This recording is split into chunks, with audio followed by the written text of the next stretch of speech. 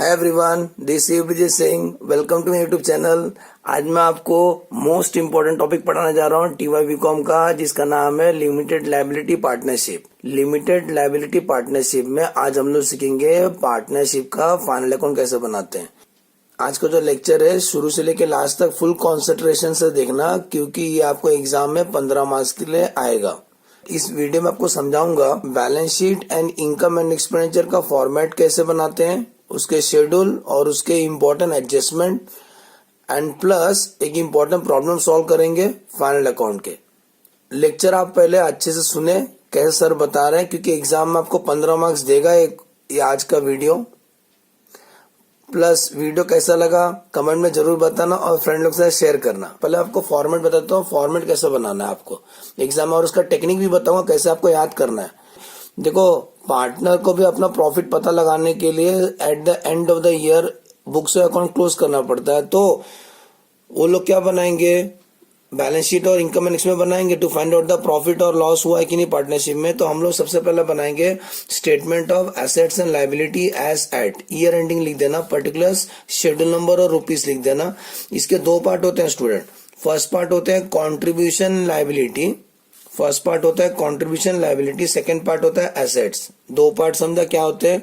First part होता है contribution liability, second part होता है एसेट्स। कॉन्ट्रीब्यूशन लायबिलिटी में भी दो होते हैं, उसमें फर्स्ट लिखना पार्टनर्स फंड, सेकंड लिख देना लायबिलिटी।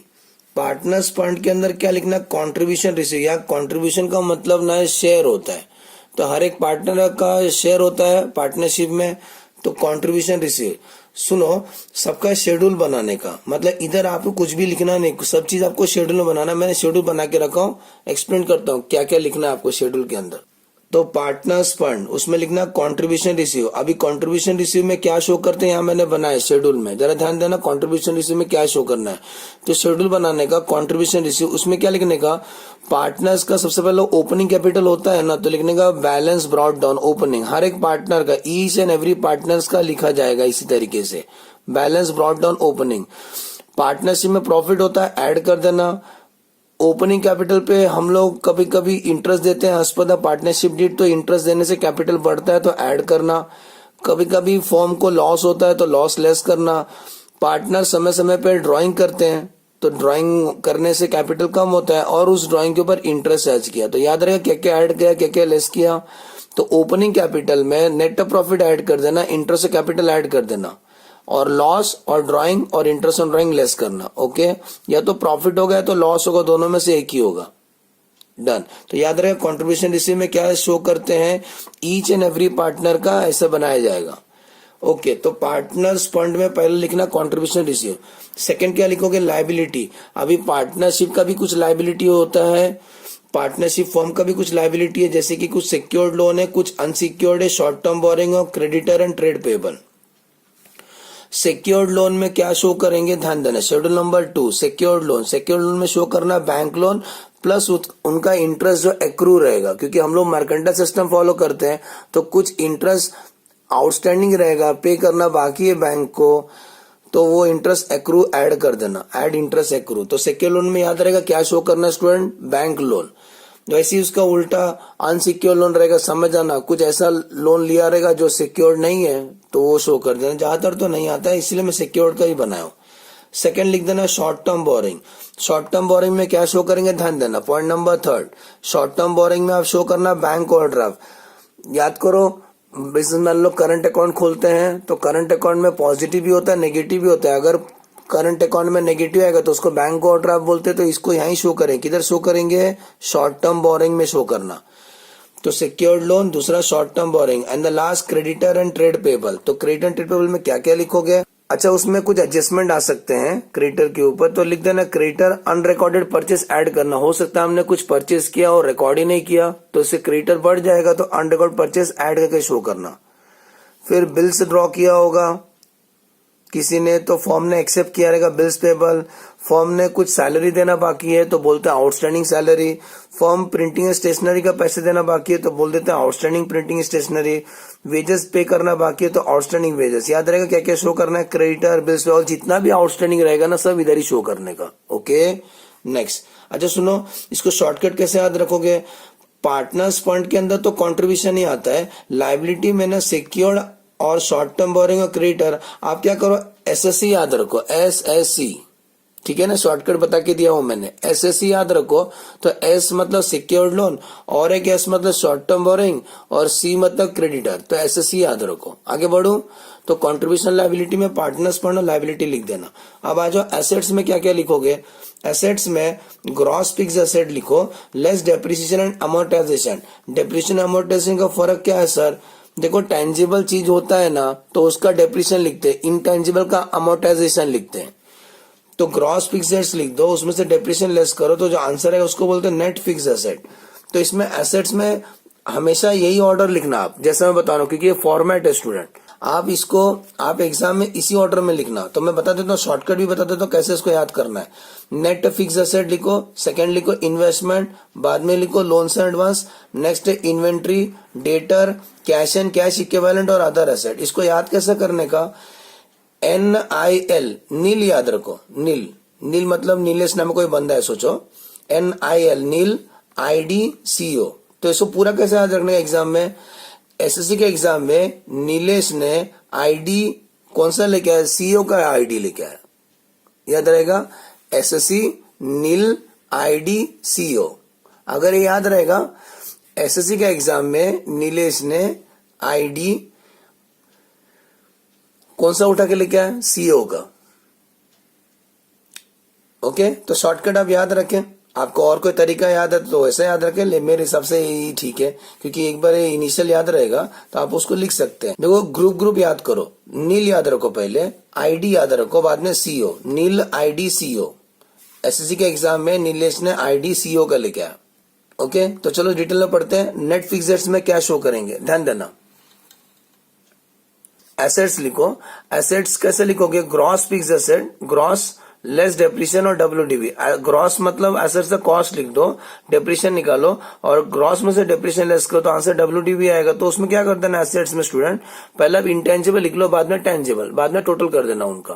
पहला इंटेंजिबल लिख लो, बाद में टेंजिबल लिख लो, जैसे goodwill, patent, land building, plant machinery, motor vehicle और फर्नीचर, टोटल कर दो। तो ग्रॉस मतलब कॉस्ट, डेप्रिसिएशन का टोटल और WDV आएगा। ओके, नेक्स्ट, तो नेट फिक्स्ड एसेट्स में याद रहे क्या लिखना है, तो नेट फिक्स्ड एसेट्स में आप पूरा एसेट बता देना, इंटेंजिबल और टेंजिबल, कॉस्ट, डेप्रिसिएशन और WDV। अगला है इन्वेस्टमेंट, पार्टनरशिप फॉर्म का कुछ इन्वेस्टमेंट होता है, ध्यान देना, जो इन्वेस्टमेंट है इन्वेस्टमेंट में लिख देना, एक ही रहेगा तभी भी यहीं लिखना है, शेड्यूल में ही लिखना।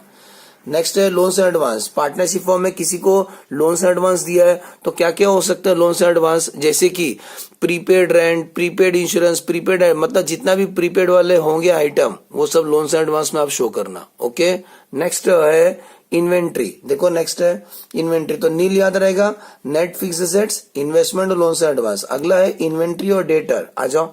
इन्वेंट्री में क्या क्या लिखोगे, stock, loose tools, spare parts वगैरह होते हैं। ओके, नेक्स्ट अगला है डेटर, तो डेटर में क्या लिखोगे, इंपॉर्टेंट है, डेटर है ट्रेड रिसीवेबल, उसमें डेटर लिख दो आप इनर कॉलम में। कभी कभी ऐसा होता है डेटर के ऊपर एडजस्टमेंट होते हैं, अनरिकॉर्डेड सेल, उसको ऐड कर देना, इससे डेटर बढ़ जाएगा हमारा। और होता है ऐसा है कि कभी कभी बिल डिसऑनर हो गया, तो बिल जब डिसऑनर होगा तो बिल सीरीजल में से लेस कर देना और डेटर में ऐड कर देना। ओके, एडजस्टमेंट याद रखना, अगर कल बिल डिसऑनर होता है तो बिल सीरीजल में से लेस कर देना, डेटर में ऐड कर देना।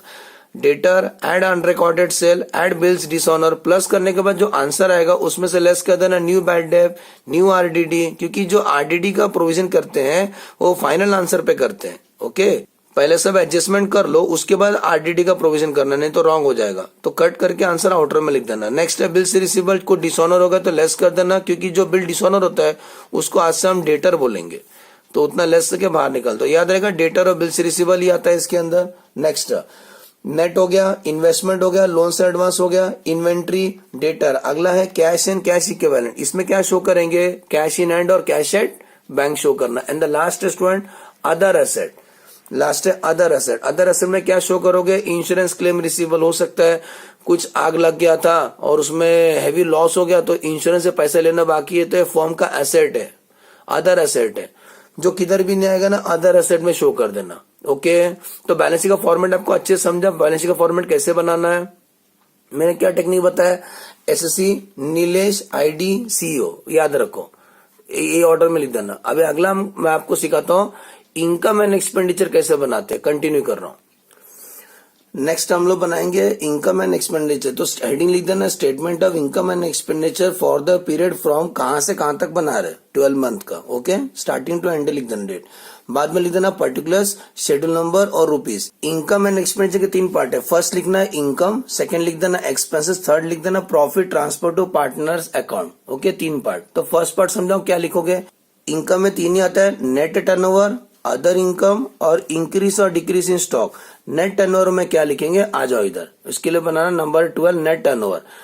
पहला बैलेंस शीट, बाद में इनकम एंड एक्सपेंडिचर का शेड्यूल। तो नेट टर्नओवर में क्या लिखोगे, ग्रॉस टर्नओवर लिख दो, कितना अपना कंपनी का टर्नओवर होगा पूरा 12 महीनों में, और कुछ अनरिकॉर्डेड सेल रहेगा तो ऐड कर देना। रिटर्न होता है ना, सेल किया, कुछ गुड्स रिटर्न हो गया, डिफेक्टिव था तो रिटर्न इनवर्ड लेस कर देना। ओके, तो नेट टर्नओवर आएगा। याद रहेगा नेट टर्नओवर कैसे निकाला सर ने, ग्रॉस टर्नओवर में से रिटर्न लेस कर देना, तो आंसर आएगा नेट टर्नओवर। दूसरा है अदर इनकम। फर्म को कुछ इनकम हुआ रहेगा सेल्स के अलावा, सबको अदर इनकम में लिख देना, जैसे कि कमीशन मिला, डिस्काउंट मिला, इंटरेस्ट और इन्वेस्टमेंट मिलने वाला है। ओके, सेल को छोड़ के सब अदर इनकम, सब प्लस कर देना, अदर इनकम आएगा। तीसरा है इंक्रीज और डिक्रीज इन स्टॉक का मतलब होता है, आ जाओ यहाँ पर, इंक्रीज और डिक्रीज इन स्टॉक कैसे प्रेजेंट करेंगे, closing stock minus opening stock करना है। इसका आंसर प्लस में भी आ सकता है, माइनस में भी आ सकता है, आप उसको वहीं शो करना है। ठीक है ना, तो याद रहे क्या बोला सर ने, closing stock minus opening stock करना है। ओके, तो याद रहेगा इनकम में क्या क्या 3 चीज लिखोगे, नेट टर्नओवर, अदर इनकम और इंक्रीज और डिक्रीज इन स्टॉक। अब आते हैं बच्चों एक्सपेंसेस। एक्सपेंस में मैंने शॉर्टकट बनाया है, इसको इसी ऑर्डर में लिखना है आपको एग्जाम में। ओके, आपको 15 मार्क्स चाहिए ना एग्जाम में स्टूडेंट, तो आपको इसी ऑर्डर में लिखना है। ओके, फॉर्मेट है। तो सुनो बताता हूँ ना मैं आपको कैसे याद करना है। Purchase made for resale, personal expenses, administration expenses, selling expense, insurance, depreciation, interest और अदर। इसको शॉर्टकट याद करने का तरीका बताता हूँ। PPA मतलब पप्पा याद रखें, पप्पा। SID जैसा CID होते हैं ना, ये SID है। जैसे CID होते हैं, साइलेंट है, तो SID याद रखो, पप्पा SID IO। ठीक है ना, पप्पा SID IO। ठीक है ना, पप्पा को बोले SID वाले आ गए, CID वाले आ गए, तो ऐसे याद रखो, पप्पा SID IO। तो परचेस मेड फॉर रीसेल में आप क्या लिखेंगे जरा ध्यान देना, इसको ये इनिशियल याद रखो, आपको एग्जाम में ऑर्डर याद रहेगा। ओके ना, तो परचेस मेड फॉर रीसेल में क्या लिखेंगे, आ जाओ यहाँ पे पॉइंट नंबर 15 आ जाओ। परचेस मेड फॉर रीसेल में क्या करोगे, ग्रॉस परचेस आप दिखा दो, अनरिकॉर्डेड परचेस रहेगा तो ऐड कर देना। होता है ना, परचेस किया था, कुछ गुड्स डिफेक्टिव था तो हमने रिटर्न कर दिया, तो रिटर्न आउटवर्ड लेस कर देना। ऐसा भी होता है कभी कभी पार्टनर गुड्स विड्रॉ करते हो, वो भी लेस कर देना। कुछ गुड्स आग लग गया, लेस कर देना। कुछ गुड्स हमने फ्री सैंपल में दिया, लेस कर देना। ओके, तो ये पूरा वर्किंग दिखाया हूँ, ये सब हो सकता है परचेस के अंदर। तो परचेस मेड फॉर रीसेल में समझा क्या लिखना है, ये सब लिखना है। नेक्स्ट है पर्सनल एक्सपेंस में क्या करोगे, जो जो आप वर्कर को पे करते हो, salary, wages can be productive, unproductive, सब इधर ही शो करना है। तो सैलरी के अंदर आउटस्टैंडिंग सैलरी ऐड कर दो, वेजेस में आउटस्टैंडिंग वेजेस ऐड कर दो, और PF कंट्रीब्यूशन जो फ्यूचर रिटायरमेंट में मिलता है तो वो भी सब इधर ही शो करना है। ओके, तो पर्सनल एक्सपेंसेस।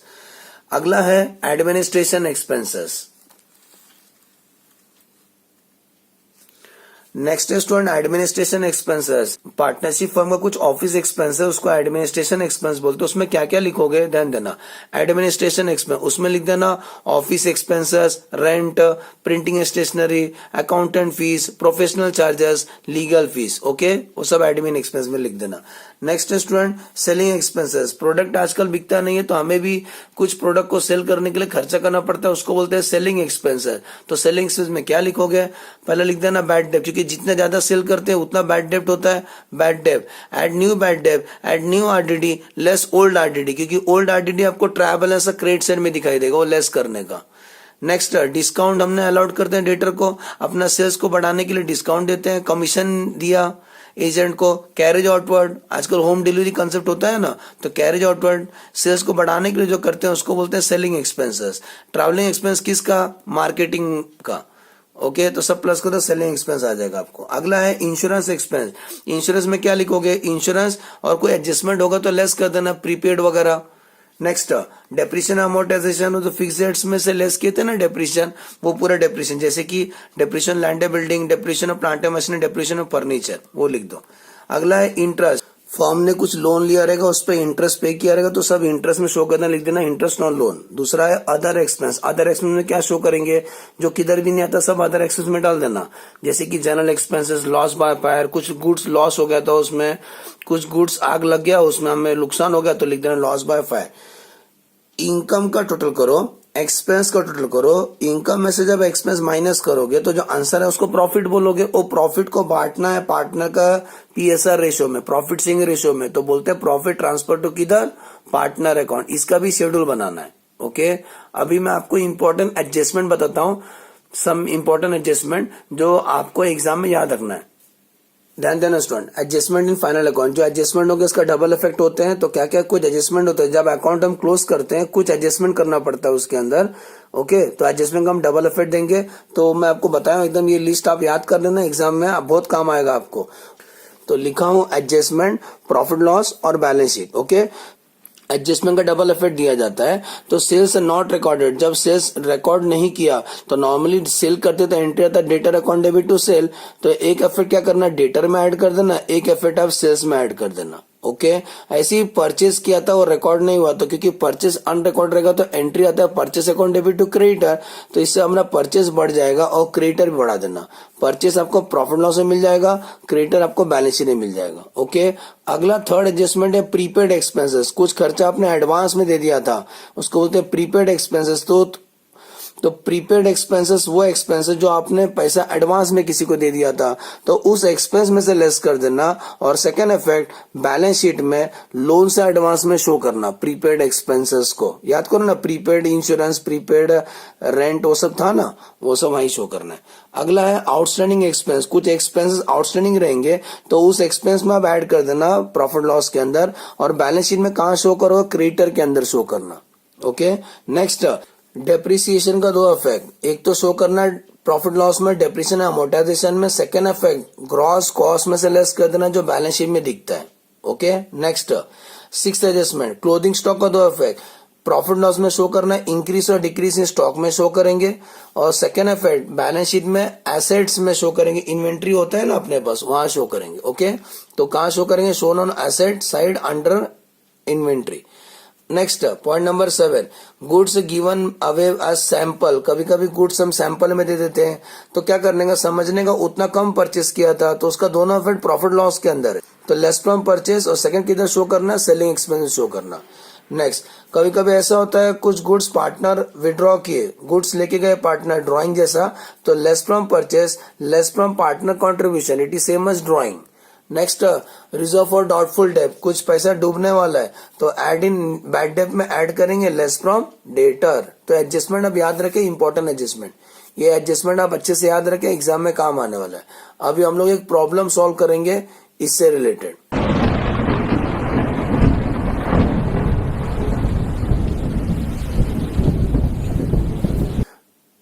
तीन पार्टनर है, Salman, Arbaaz and Sohail, carried on business in partnership, sharing ratio 2:1:2।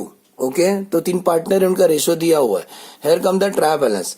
Trial balance बच्चों, जो ट्रायल बैलेंस होंगे ना उसको एक ही बार लिखना है और एडजस्टमेंट को 2 बार लिखना, खत्म, टैली हो जाएगा आपको फाइनल अकाउंट। ट्रायल बैलेंस का सिंगल इफेक्ट और एडजस्टमेंट का डबल इफेक्ट देंगे।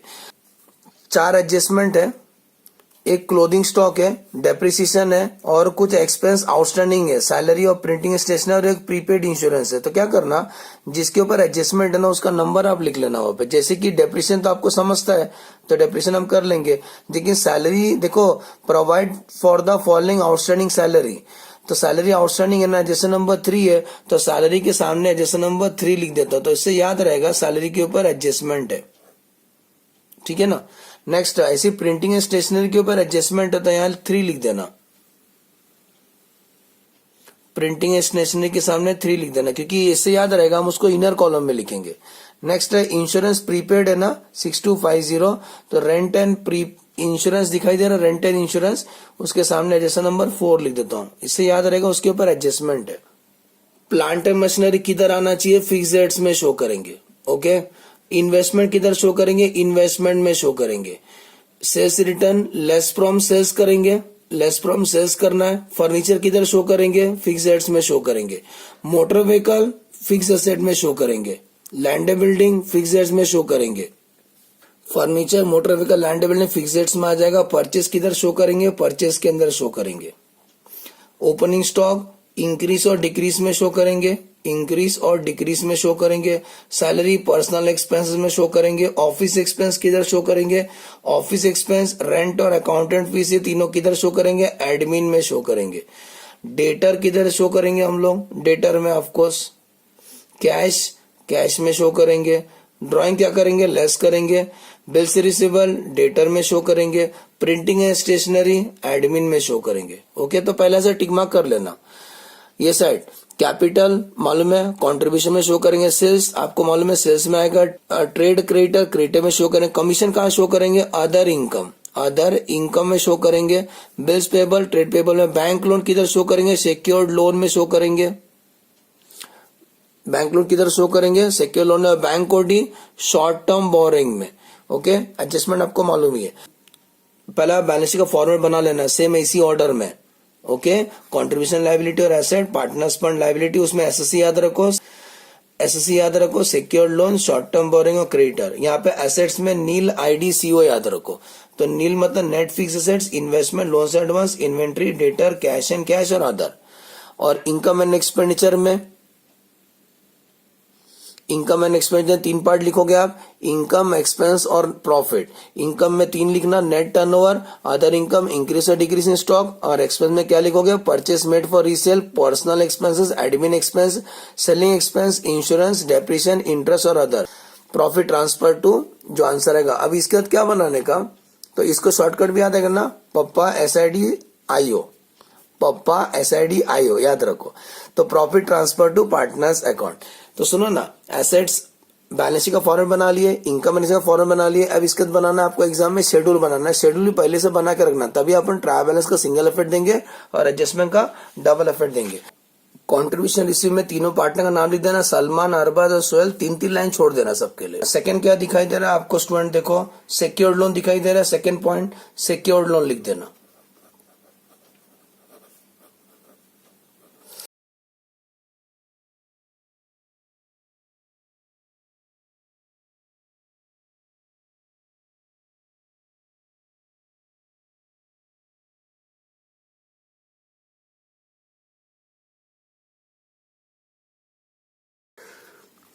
एक बना देना फिक्स एसेट्स, ग्रॉस, डेप्रिसिएशन और WDV। नेक्स्ट इन्वेस्टमेंट बनाएंगे, नेक्स्ट इन्वेस्टमेंट बना देना, loans advance, inventory, debtor, cash और अदर रहेगा। तो इनकम एंड एक्सपेंडिचर में लिख देना नेट टर्नओवर, दिखाई दे रहा है नेट टर्नओवर, बाद में अदर इनकम, नेट टर्नओवर के बाद लिख देना, नेट टर्नओवर के बाद लिख देना अदर इनकम। नेक्स्ट बनाना इंक्रीज और decrease in stock, next purchase made for resale, personal expenses, administration expenses, selling expenses, insurance, depreciation, interest and other expense होगा तो बना दो। एंड द लास्ट जो आखिरी में आता है, एंड द लास्ट जो लास्ट में होता है उसको बोलते हैं profit transfer to partner account, उसका भी एक शेड्यूल बना देना। ओके, अभी हम लोग स्टार्ट करते हैं प्रॉब्लम। तो मैंने क्या क्या बना के रख दिया पहले से, बैलेंस शीट का फॉर्मेट, इनकम एंड एक्सपेंस का फॉर्मेट और शेड्यूल पूरा बना के रखो। ओके, इसके बाद ही प्रॉब्लम स्टार्ट कर सकते हैं, ठीक है ना। तो ट्रायल बैलेंस का सिंगल इफेक्ट देंगे और एडजस्टमेंट का डबल इफेक्ट देंगे। Let us start. तो सबसे पहला क्या दिख रहा है स्टूडेंट आपको, प्लांट एंड मशीनरी दिख रहा है, तो प्लांट एंड मशीनरी का सिंगल इफेक्ट देंगे। सब का सब आपको शेड्यूल में लिखना है और किधर नहीं लिखना है, शेड्यूल में। ओके, तो प्लांट एंड मशीनरी हम लोग शेड्यूल में लिखेंगे। प्लांट एंड मशीनरी कितना दिख रहा है आपको, 3,75,000। Trial balance single effect. अगला क्या दिख रहा है, इन्वेस्टमेंट, तो है ना इन्वेस्टमेंट बनाया ना हमने, उसके अंदर लिख देना इन्वेस्टमेंट। इन्वेस्टमेंट का अमाउंट है 1,25,000। नेक्स्ट क्या दिख रहा है, सेल्स रिटर्न। सेल्स रिटर्न याद है ना, सेल्स में से लेस करते हैं, तो हम लोग शेड्यूल में जाएंगे। नेट टर्नओवर दिखाई दे रहा है, तो यहां लिखेंगे हम लोग ग्रॉस टर्नओवर, ग्रॉस टर्नओवर, उसमें से क्या लेस करेंगे, लेस ये जो सेल्स रिटर्न है, लेस सेल्स रिटर्न। कितना भी अमाउंट हमें मिल गया, 12,500। Next student furniture, motor car, land building, तीनों को तीनों फिक्स डेट्स में शो करेंगे। फिक्स डेट्स का शेड्यूल में लिख देना। तो लिखने का फर्नीचर, फर्नीचर का अमाउंट 1,17,500। नेक्स्ट है motor vehicle 1,50,000 and the last land and building amount है 2,50,000। ओके, नेक्स्ट है परचेज। परचेज किधर शो करेंगे? परचेज में शो करेंगे। परचेस लिख के हो गया हमारा 7 lakh purchase made for resale के अंदर। नेक्स्ट क्या दिख रहा है आपको? Opening stock. ओपनिंग स्टॉक कहाँ शो करेंगे? इंक्रीज और डिक्रीज में शो करेंगे। तो इंक्रीज और डिक्रीज में लिखेंगे ओपनिंग स्टॉक। सैलरी किधर शो करेंगे? पर्सनल एक्सपेंस में। तो लेकिन याद करो सैलरी के ऊपर जैसे नंबर 3 है ना, तो सैलरी को अपन इनर में लिखेंगे। तो सैलरी का अमाउंट कितना? 1,55,000 है ना, उसको इनर में लिख देना, बाद में देखेंगे उसका double effect. Office expenses, rent और अकाउंटेंट फीस किधर आएगा? एडमिन में आएगा। तो ऑफिस एक्सपेंसेस अमाउंट है 1,05,000। नेक्स्ट है रेंट। याद है रेंट एंड इंश्योरेंस के ऊपर एडजस्टमेंट है, इसीलिए हम उसको इनर कॉलम में लिखेंगे 38,750। समझा? जैसे नंबर 4 था ना, इसीलिए हमने उसको इनर कॉलम में लिखा। अकाउंटेंट फीस के ऊपर एडजस्टमेंट नहीं है, तो उसको हम लोग आउटर कॉलम में लिखेंगे अकाउंटेंट फीस। तो अकाउंटेंट फीस का अमाउंट है 8,750। Next student debtor. तो डेटर को हम लोग बैलेंस शीट में लिखेंगे डेटर। तो डेटर का अमाउंट है 1,29,000। कैश ऑफकोर्स कैश में आएगा। तो कैश कितना है? 1,09,250। सलमान का, अरबाज का, सोहेल का कैपिटल लिखे तो यहाँ लिख देते हैं ओपनिंग कैपिटल। सबसे पहला रहता है इनका ओपनिंग कैपिटल, और इसमें प्रॉफिट ऐड होगा, प्रॉफिट ऐड होगा, ऐड प्रॉफिट या लॉस ऐड होगा। इसमें प्रॉफिट ऐड होगा, लॉस लेस का होगा, और लेस ड्रॉइंग। ओके, ऐसी अरबाज का ओपनिंग कैपिटल होगा, उसमें प्रॉफिट क्या करना? ऐड करना, लेस ड्रॉइंग। ऐसे सोहेल का ओपनिंग कैपिटल होगा, add net profit, less drawing. अब आ जाओ, ड्रॉइंग कितना? सलमान का ड्रॉइंग कितना? 30,000। तो इनर कॉलम में लिखेंगे 30,000। अरबाज का ड्राइंग 15,000, तो अरबाज का ड्राइंग इनर कॉलम में 15,000। ऐसी सोहेल का ड्राइंग 47,500। ठीक है ना? तो ड्राइंग क्या करोगे? कैपिटल से लेस कर देना।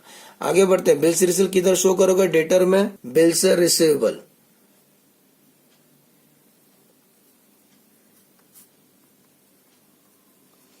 तो बिल्स रिसीवेबल का अमाउंट कितना है? 4,5,750। ओके, नेक्स्ट है प्रिंटिंग एंड स्टेशनरी। किधर शो करेंगे? एडमिन में शो करेंगे। प्रिंटिंग एंड स्टेशनरी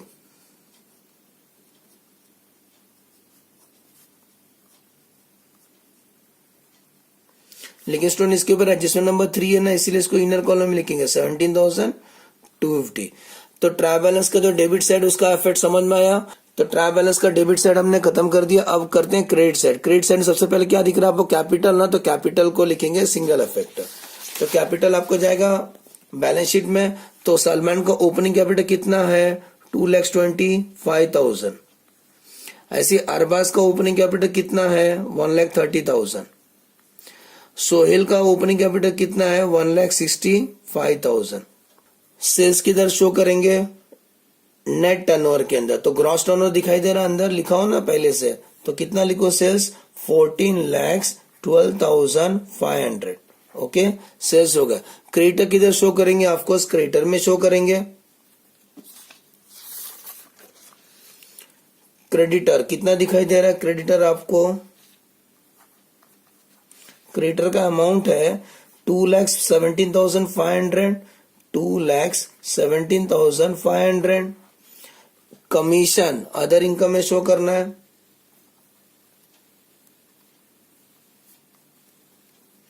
कितना लिखना है? 1,250। बिल्स पेबल क्रेडिटर में शो करेंगे।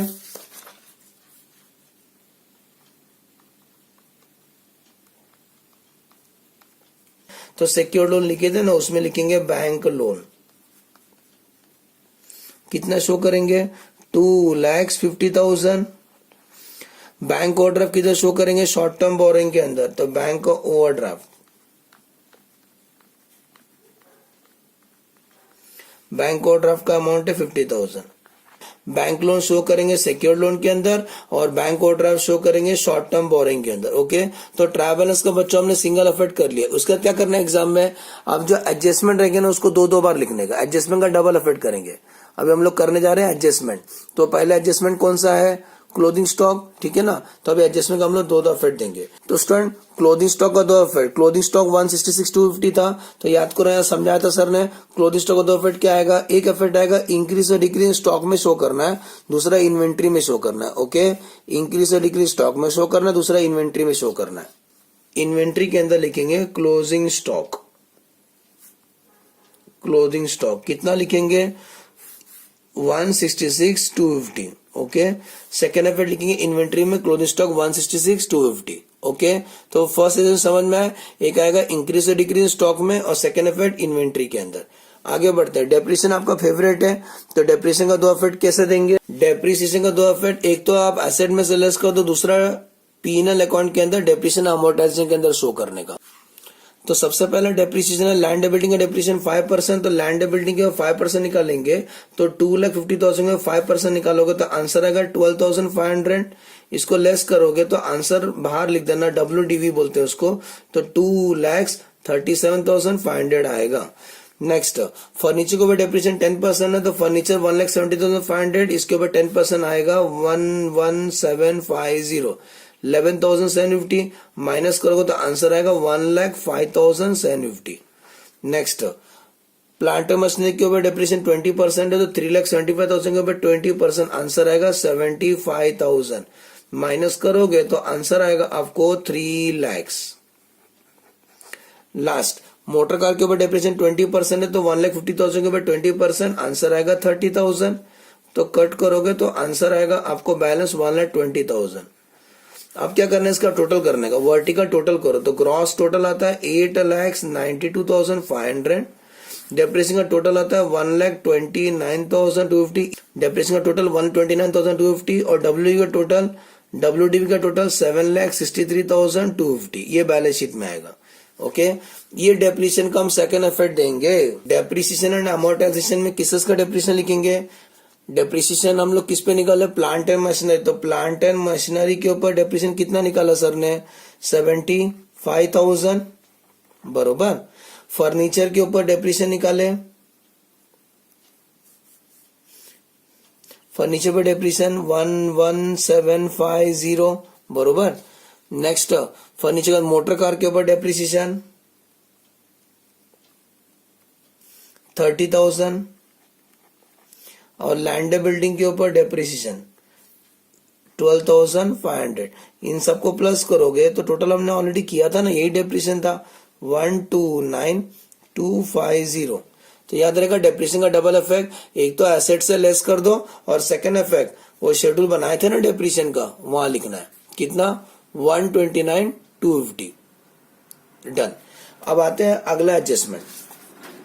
तो सुनो, क्लोथिंग स्टॉक का दो इफेक्ट कर लिया हमने, डेप्रिसिएशन का डबल इफेक्ट कर लिया। अब आते हैं सैलरी आउटस्टैंडिंग था ना 20,000। अगर कोई एक्सपेंस आउटस्टैंडिंग होता है, अगर कोई एक्सपेंस आउटस्टैंडिंग होता है तो उस एक्सपेंस में ऐड कर दो और सेकंड किधर शो करोगे? क्रेडिटर में शो करेगा। ओके, समझ में आया? एक्सपेंस में ऐड कर दो, क्रेडिटर में शो करेंगे। आउटस्टैंडिंग सैलरी, सैलरी में ऐड कर दो तो सैलरी टोटल हो जाएगा 1,75,000। Second effect of the outstanding salary, outstanding salary कितना? 20,000। प्रिंटिंग स्टेशनरी भी आउटस्टैंडिंग था तो इसमें ऐड कर देंगे, add outstanding printing and stationery. कितना आउटस्टैंडिंग है प्रिंटिंग स्टेशनरी? 6,000। इसको प्लस कर देंगे तो प्रिंटिंग स्टेशनरी का अमाउंट आएगा 23,250। सेकेंड इफेक्ट, ये आउटस्टैंडिंग सैलरी, ये आउटस्टैंडिंग सैलरी, ये आउटस्टैंडिंग प्रिंटिंग स्टेशनरी का सेकेंड इफेक्ट बैलेंस शीट में आएगा। तो outstanding salary, outstanding printing and stationery, कितना? Printing stationery 6,000। Okay next student, last adjustment, prepaid insurance कितना 6250, ऑफकोर्स लेस करना है। प्रीपेड इंश्योरेंस तो रेंट एंड इंश्योरेंस हमने बनाया ना, तो वहां से लेस करेंगे, लेस प्रीपेड, कितना लेस करेंगे प्रीपेड 6250, 6250 लेस करोगे तो अमाउंट आएगा 32,500। Second effect of the prepaid insurance, loan से एडवांस में शो करना है, लोन से एडवांस के अंदर लिखेंगे प्रीपेड इंश्योरेंस,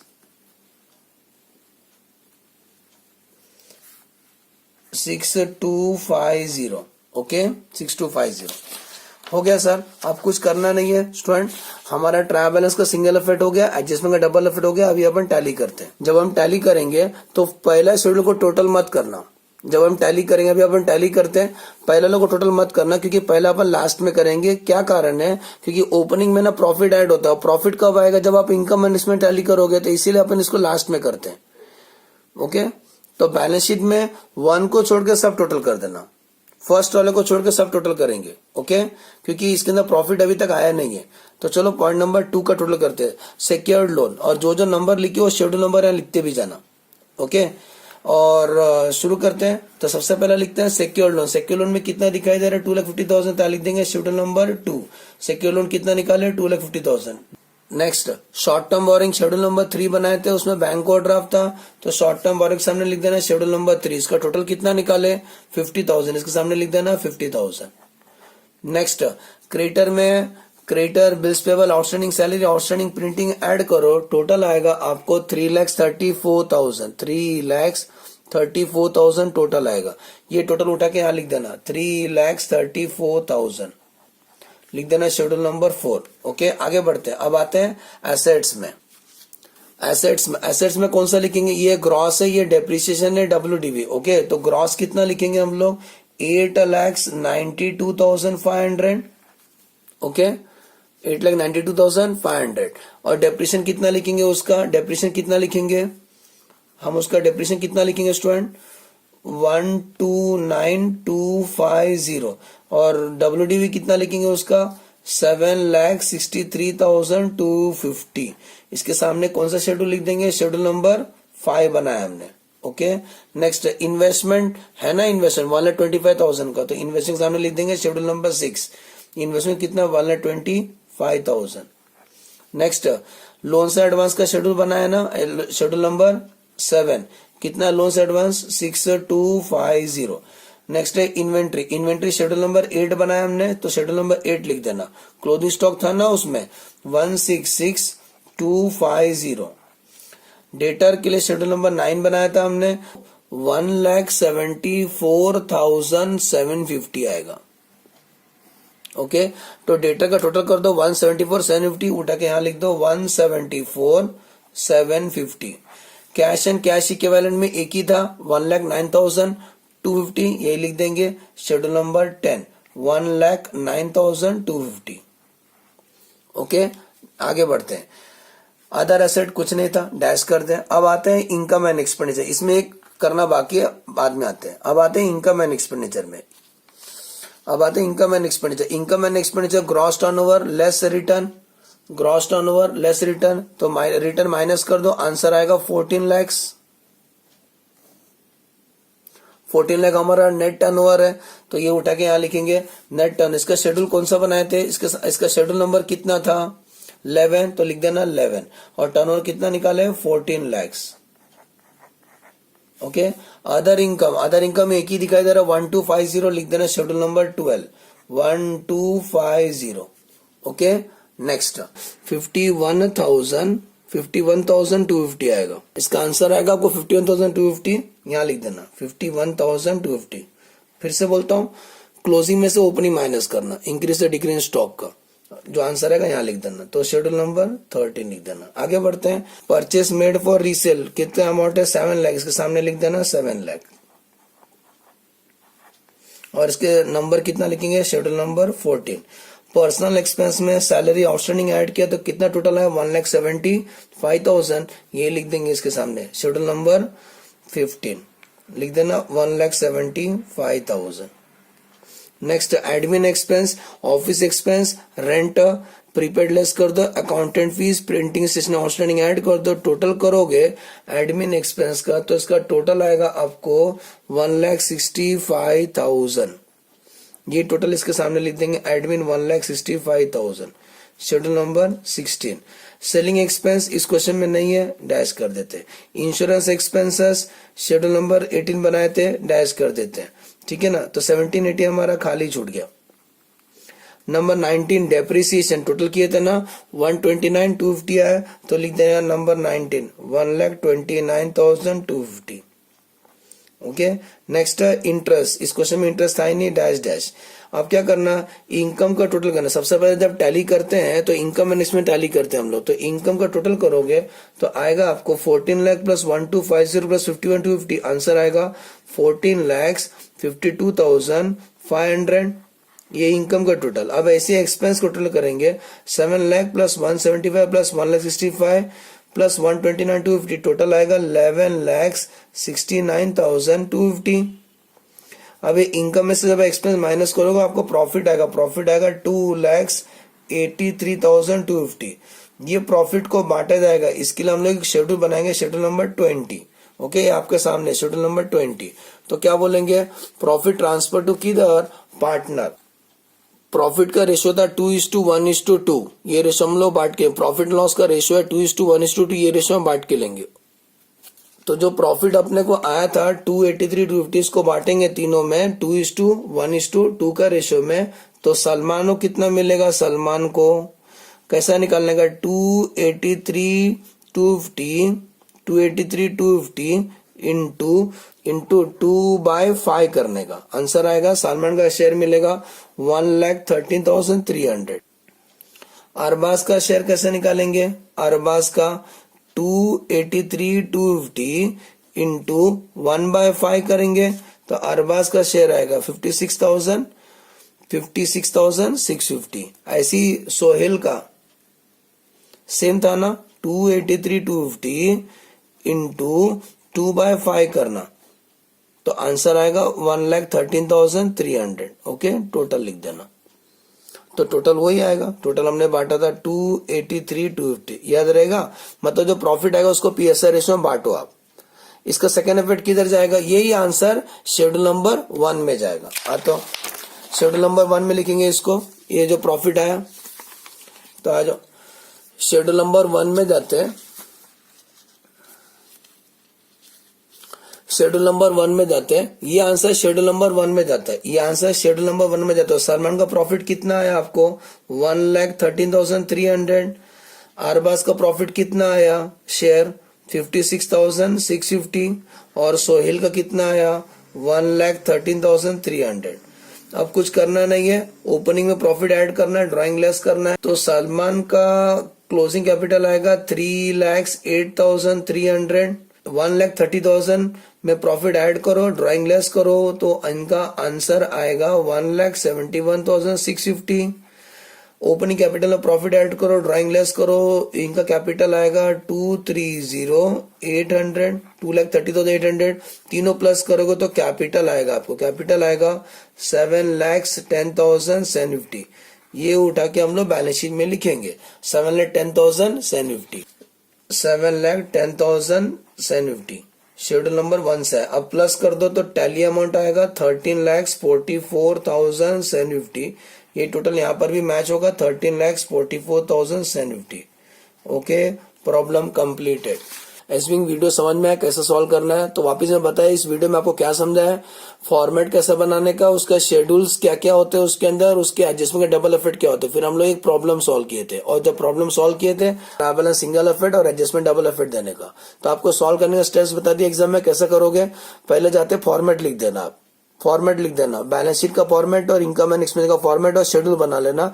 उसका क्या करने का, ट्रायल बैलेंस को सिंगल इफेक्ट दो, एडजस्टमेंट का डबल इफेक्ट दो और टैली कर लो। ओके, एसविंग वीडियो समझ में आया, वीडियो कैसा लगा कमेंट में जरूर बताना और फ्रेंड लोग के साथ शेयर करना ज्यादा से ज्यादा ताकि उनको भी इसका बेनिफिट मिले इस लेक्चर का। ठीक है, मिलते हैं नेक्स्ट लेक्चर में। आपको और कुछ टॉपिक के ऊपर वीडियो चाहिए तो कमेंट में जरूर बताना। ओके, मिलते हैं नेक्स्ट लेक्चर में, बाय बाय।